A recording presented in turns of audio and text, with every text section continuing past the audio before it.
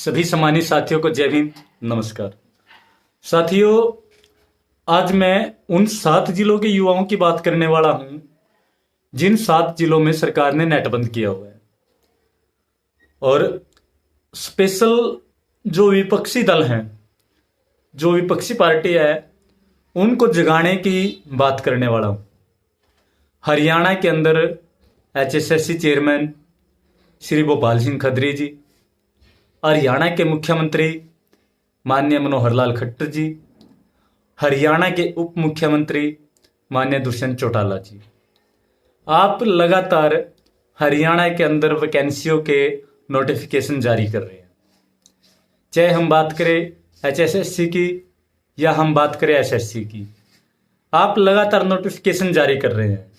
लेकिन मुझे एक बात बताने का कष्ट करें, यहाँ पर जिन 7 जिलों के अंदर आपने नेट बंद किया हुआ है, वहां के जो युवा हैं, जब युवाओं को पता ही नहीं चलेगा कि उनका एग्जाम कब है या उनको किस वैकेंसी के लिए फॉर्म फिल करने हैं या उनका भविष्य में जो एग्जाम है उसके लिए क्या सरकार ने बदलाव किए हैं, तो वो युवा कैसे एग्जाम की तैयारी कर पाएंगे, कैसे एग्जाम सेंटर तक पहुंच पाएंगे। तो इसलिए मैं हरियाणा सरकार से और हरियाणा के जो स्टाफ सिलेक्शन कमीशन के चेयरमैन श्री भोपाल सिंह खत्री जी, इनसे स्पेशली अगर आप नोटिफिकेशन जारी करते हैं तो ऑफलाइन सब तक पहुंचाने का काम करें। अगर आप ऑफलाइन नहीं पहुंचा सकते तो इन 7 जिलों के युवाओं ने आपका क्या बिगाड़ा है। इन 7 जिलों के युवाओं तक आपका जब नोटिफिकेशन नहीं पहुंच रहा, आप नए नए बदलाव कर रहे हैं, आप नई नई वैकेंसियां निकलवा रहे हैं, आप फॉर्म फिल करने की बात कर रहे हैं, उनकी डेट बता रहे हैं, तो इन 7 जिलों के युवाओं के साथ आपकी क्या दुश्मनी है। हम मानते हैं इस देश के अन्नदाता, इस देश के किसान अपने हकों की आवाज को बुलंद करने के लिए बॉर्डरों पर बैठे हैं। हम मानते हैं हरियाणा सरकार की, भारत सरकार की शासन प्रशासन की पूर्ण रूप से इस देश के अंदर शांति बनाए रखना नैतिक जिम्मेदारी है।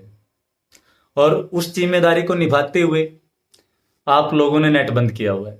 इसलिए इस आंदोलन की आड़ में आप इन 7 जिलों के युवाओं के साथ अनदेखी नहीं कर सकते। इन 7 जिलों के युवाओं ने आपका बिगाड़ा क्या है। मैं आपसे स्पष्ट पूछना चाहता हूं कि इन 7 जिलों के युवाओं के साथ आपकी दुश्मनी क्या है। जब आप नोटिफिकेशन जारी कर रहे हैं, उनका नेट नहीं चल रहा, तो उन लोगों को पता कैसे चलेगा, वो युवा कैसे फॉर्म फिल कर पाएंगे। सिर्फ आपसे यही सवाल है, जितने साथी मेरे जुड़े हुए हैं, आप सभी से अनुरोध करता हूं कि भाई अगर मेरा सवाल जायज है तो आप इसको शेयर करने का काम करें कि इन 7 जिलों के युवाओं के साथ जो सरकार ये भेदभाव कर रही है, क्या ये जायज है। इन 7 जिलों से जो MLA बन के जाते हैं, जो MP बन के जाते हैं, जो राज्यसभा सांसद बन के जाते हैं, क्या उनको नहीं पता कि इन 7 जिलों के युवाओं के साथ ही अनदेखी हो रही है।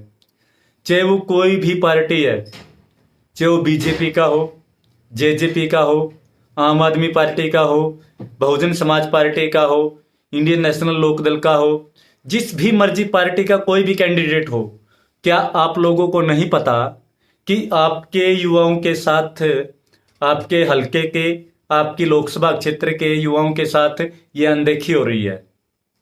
या तो आप उनके पास, मैं ये नहीं कहता कि आप वैकेंसी ना करें, आप वैकेंसी करवाएं, युवाओं को रोजगार दें, लेकिन जो ये 7 जिला के युवा हैं, इनके पास नोटिफिकेशन पहुंचाने के लिए आप कोई जायज कदम उठाएं।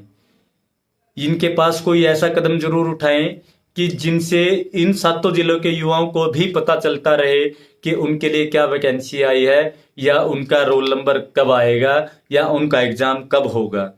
आपकी भी नैतिक जिम्मेदारी बनती है, जब आप वोट मांगने के लिए इन 7 जिलों के अंदर जाते हैं तो इन 7 जिलों के युवाओं की आवाज उठाना भी आपका परम कर्तव्य है। आप शासन में हो या ना हो, आप विपक्ष में हो इस समय या ना हो, अगर आप लोगों का प्रतिनिधित्व करते हैं